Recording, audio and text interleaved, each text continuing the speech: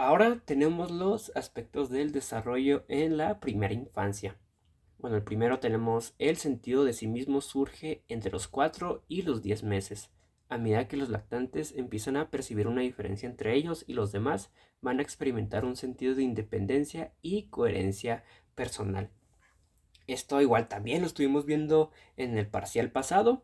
Y bueno, aquí pues lo importante es el tema de la independencia y cómo empiezan a percibir una diferencia entre ellos, ¿no? Aquí igual en la presentación pasada se habló tantito del yo, igual ahorita más adelante se habla del autoconcepto, pero aquí poquito a poquito el bebé, el niño, la niña se va a ir despegando de los demás y va a ir diferenciándose de ellos, ¿no?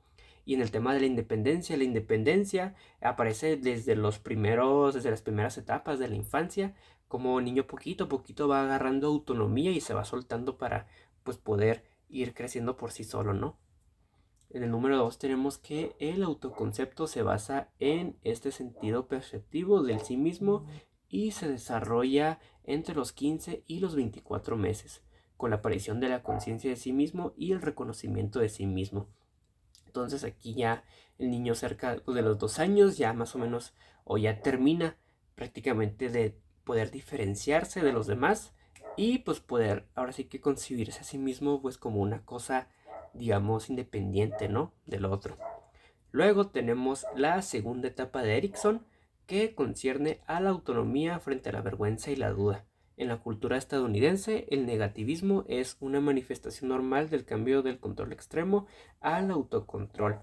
Y pues en esta etapa podemos ver cómo los niños, digamos, encuentran un tipo de equilibrio entre la independencia y autosuficiencia sobre la vergüenza y la culpa. O sea, sé que, o sea, saben más o menos lo que tanto pueden hacer y qué tanto les falta para hacer. O sea, ya son, digamos, tienen un poquito más iniciativa para realizar nuevas actividades, pero pues más o menos conociendo de alguna u otra forma sus limitantes, ¿no? O sea, no es como que la reconozcan como tal, pero ya tienen una noción e idea sobre esto. Y bueno, luego tenemos la socialización, que se basa en la internalización de las normas socialmente aprobadas.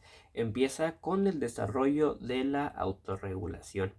Aquí pues vamos hablando un poquito más de cómo se va a ir desempeñando socialmente hablando, ¿no? O sea, las normas como aquí dice que son aprobadas.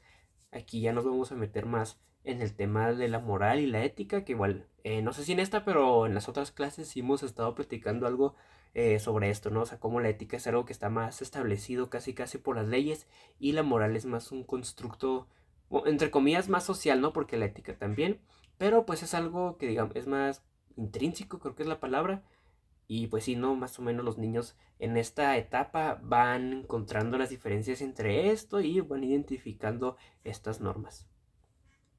Luego tenemos un precursor de la conciencia es la obediencia, comprometida a las exigencias del cuidador.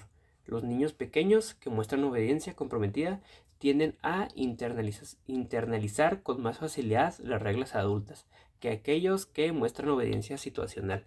Los niños que muestran cooperación receptiva participan en su socialización.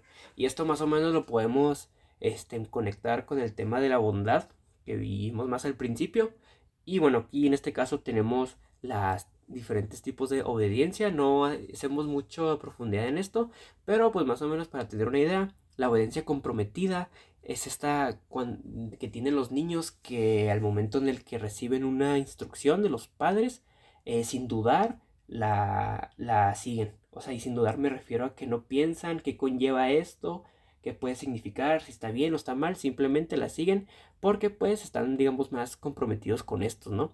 A diferencia de los niños que tienen esta obediencia situacional, este tipo de obediencia pues es más esporádica, como dice el nombre, o sea, hace que no siempre van a estar, digamos, cumpliendo al pie de la letra, ¿no? Igual, podemos ejemplificarlo con los episodios que estuvimos viendo, ¿no? De la serie del primer mandado, ¿no? Como el segundo niño, el de las mandarinas, pues tenía una obediencia más situacional, ¿no? O sea, al principio se veía que renegaba, que no quería trabajar, luego más o menos como que se motivaba cuando la madre lo manda a hacer el jugo, pero igual, se termina distrayendo, la mamá le habla, igual no hace mucho caso y pues él tenía una obediencia más situacional.